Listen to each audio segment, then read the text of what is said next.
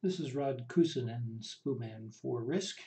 In our video, we're going to be discussing the pattern of the day. On any given bar, regardless of the interval, you have 4 points of reference: an open, a high, a low, and a close. When it comes to the pattern of the day is based upon the best entry and the best exit. So on any given day, you've got a best entry and a best exit. If the market is moving down, your best entry will be the high, your best exit will be the low. If it's going up, it's the reverse. Your best entry is the low and your best exit is the high of the day. Pattern of the day is a method for recognizing when the best exit will take place. And the best exit is always based upon the timing of the best entry. Sources have determined that there are really only 4 patterns that emerge on any given day. Now, we're not talking about all of the little volatilities that take place. We're talking about the pattern based upon 2 points of reference: best entry and best exit. And those 4 patterns have been given a color code of red, green, yellow, and blue. So we're going to now take a look at what each of these is based on. Now, whether you're going up or down, again, it doesn't make any difference. You're always going to have a best entry and a best exit. Red days are defined as having the best entry in the first 30 minutes and the best exit in the last 30 minutes. It's very easy to see. So a red day down is going to have your high in the first 30 minutes and your low in the last 30 minutes. The reverse would be true of a red day up. Very easy to identify in retrospect. But the point is that if by the noon hour you don't have a better entry than what you had in the first 30 minutes, then the probability is very high that your best exit is going to be in the last 30 minutes. And it makes trading the afternoon that much more predictable. Green days have your best entry after the first 30 minutes, and therefore your best exit will be prior to the last 30 minutes.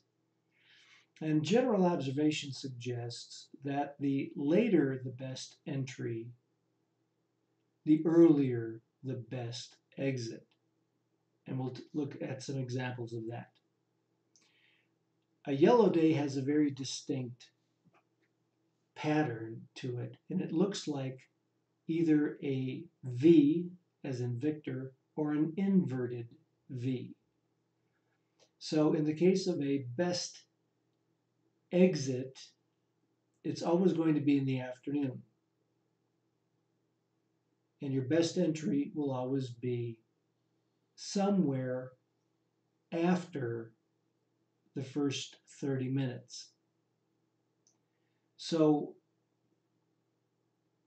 a yellow day pattern, all right, let's say if it's a yellow day up, we're going to have a yellow day up will mean that your best exit is in the last 30 minutes, and it will generally be higher than the morning high.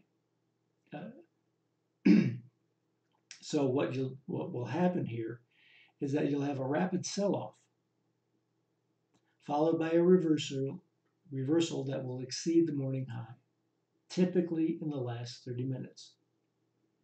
And therefore you'll see this large V-shaped pattern. The yellow day down, you'll have a robust rally in the morning, followed by a reversal where the low exceeds the morning low and occurs generally in the last 30 minutes. The most difficult pattern to recognize is a blue day. And a blue day has both the high and the low in the same half of the day. So a blue morning has both the high and the low in the morning. Blue afternoons, high and the low in the afternoons.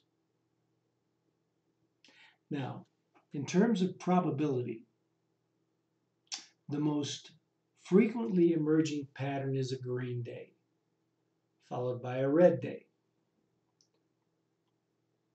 Blue days tend to be more frequent than yellow days, unfortunately. And blue days are very hard to recognize until after the fact.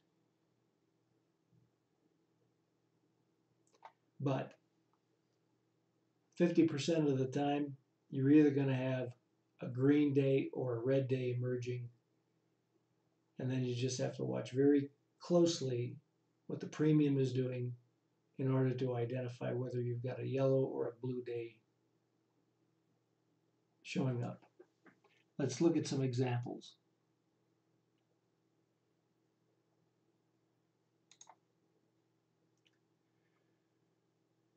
Now we're going to go to a 30-minute chart to look at this.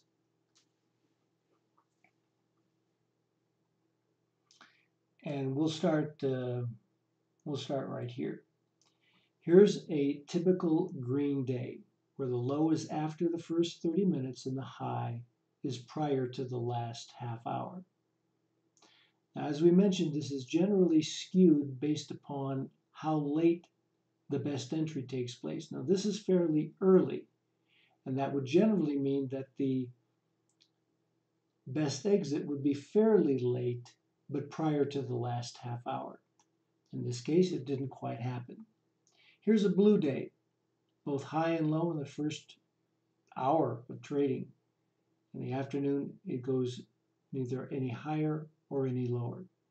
Here's another green day. A bit later, best entry would generally imply that the best exit should be also much earlier. As it turns out, it takes place in the last half hour. Now that won't change the pattern because what's really taking place here is that the probability that this is going to go higher, after about 2 o'clock is much, much less. So just think of it this way. If your best entry is late, well, this is mid-morning. Your best exit should be somewhere skewed about the same as the best entry. So this is an hour and a half after the open. This should be about an hour and a half before the close. So with the close happening at 3, you're looking at 1:30 roughly for where the high ought to be. Should be somewhere right in here. But probability is just dropping that it's going to go much higher. Here's a yellow day pattern. Robust sell-off where the low is in the morning and the high should be in the last half hour. Now, as it does happen, sometimes the pattern does not complete until the after-hour market or the morning of the following day. That's what you have here. Here's another green day. The high should be right in here, but we haven't exceeded the high of the morning just yet, and we've got to do that for that pattern to complete. And it doesn't happen until the last half hour. That's not changing the color of the day. It's just changing, the probability should have been dying off that we were going to exceed that high of the morning. Well, actually, 89.25. And we made it right here at 2 o'clock. And then it just continued to go up. Here's another blue day, another green day down where the low winds up being in the last half hour. We see that a lot, but we still call it a green day because the best entry did not take place in the first 30 minutes. We're going to base the color on when the best entry took place. The best exit is just a matter of probability. Now here's a more typical approach. Mid-morning low, and by 1:30 you've got the high, exceeding the morning high. Now this is a classic pattern, and the rest of the day doesn't go any higher. That's more classic, that's more of what we expect. Now we haven't looked at a red day, and here's a red day. Best entry, first half hour. Best exit, last half hour. Here's a red day where the best entry is the first half hour, but the best exit fails to complete until the after hour or morning of the following day. Same thing happened 2 days in a row. Boom, boom. Pattern didn't complete until the following day. Patterns will complete. And that's good to keep in mind. So that's what we're looking at. Now, there are some sources that are saying you can predict what pattern will emerge based on some kind of rotation of these patterns. Here's what those sources say. They say that these patterns rotate in a predictable fashion. And we'll start off by just using a Monday. If a Monday is blue, the pattern rotates in the following fashion: blue, yellow, green, red, blue. Okay? So whatever Monday is, Friday will be. It'll be the same pattern. But not all Mondays start off as blue, because they say that you have to count Saturday and Sunday into the pattern. So if this is the rotation of these patterns, blue, yellow, green, red, blue, Saturday will be yellow, Sunday will be green, making Monday red. And then Tuesday will be blue, yellow, green, Friday is red. Then we go back to Saturday of blue, Sunday yellow, making Monday green, and Tuesday red, blue, yellow, green, Friday, Saturday, red, Sunday, blue, Monday, yellow. Now what those sources will also say is that the pattern of the week is based on whatever the color of Monday is. Okay, so if Monday is blue, then the pattern of the week is blue. If Monday is red, the pattern of the week is red. Okay? If Monday is green, the pattern of the week is green, and so on down the line. Now, in close observation, does that work? Well, these are the actual predictions for May. Starting on May 1st, the week was considered to be blue. That should mean, based on definition, that both the high and the low should happen in the same half of the week. Now, you only got 5 days to the week, so you don't really know whether your best entry is going to happen prior to Wednesday or after Wednesday. But as it turned out, okay, the low here took place on a Wednesday. The high was on a Friday. That makes it more yellow in my book than it does blue. Because if it's blue, both the high and the low should happen in the same half of the week. All right? And of course, you can't really split the week,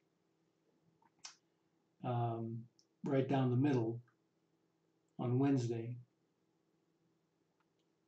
But this looks more yellow to me. But if you wanted to call it blue, it wouldn't be bad. Now, a red week, okay, the red week should have the high on Monday, if this is a down week, and the low should be on Friday. Is that what happened? No. In fact, what you had, the high was on Tuesday and the low was on Thursday. That makes that green, not red. If the next week is green, then the high should be on Tuesday, and it is, and the low ought to be on Thursday. It was. Not bad. But here's the next week. Next week is yellow. That means that if this is a yellow week, you're going to have some kind of a pivot that's taken place somewhere midweek. And this yellow week doesn't look like any kind of a V-type format. Doesn't resemble it in any way, shape, or form. So what does this look more like is a red week, where the low is on Monday and the high ought to be on Friday.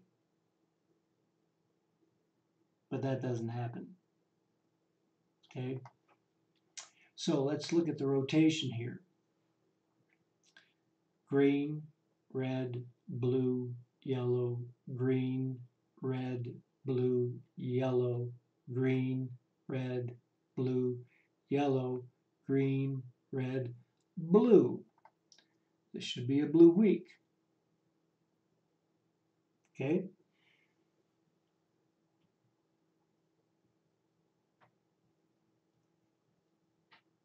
Is it?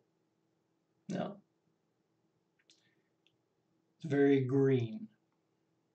So my point is that trying to predict this in advance, in reality, doesn't work very well. But we went ahead and we looked at how the market was shaping up in the second to the last week of June, and we said it was a red week.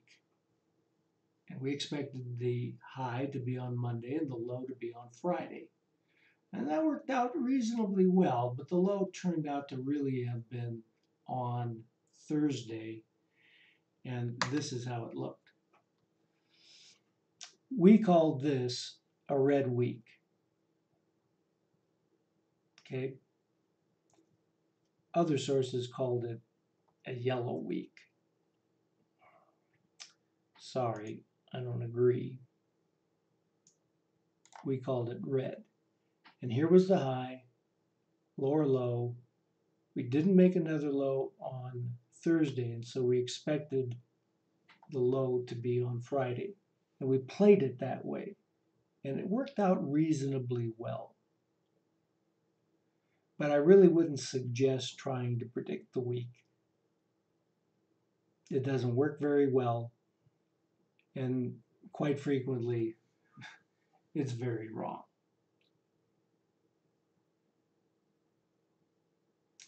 So, I mean, if this was a red week, this should have been the high, Friday should have been the low, and both Friday the whole day Friday was both the high and the low of the entire week. So you see how that doesn't really work so well. All right, so that's what we had to say about the pattern. Hopefully you can use the daily pattern effectively by considering where your best entry is. It will work very successfully to help you to trade in the afternoon. But above and beyond that, we don't see a whole lot of value to predicting the pattern of the day if you're only trading the morning. That doesn't accomplish much.